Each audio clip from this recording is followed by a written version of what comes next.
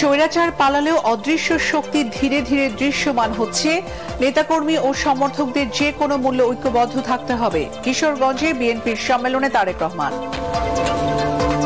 উজানের ঢল আর বৃষ্টিতে কুড়িগ্রাম ও জামালপুরের সব নদীর পানি বেড়ে তলিয়ে গেছে ঘরবাড়ি সহ ফসলি জমি।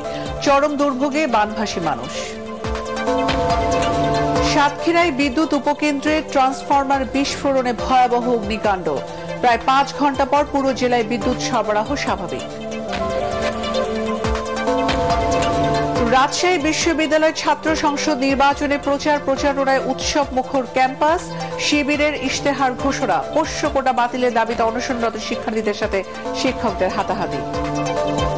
এবং কাল মহালয়ার মধ্য দিয়ে শুরু হচ্ছে শারদীয় দুর্গোৎসবের আনুষ্ঠানিকতা।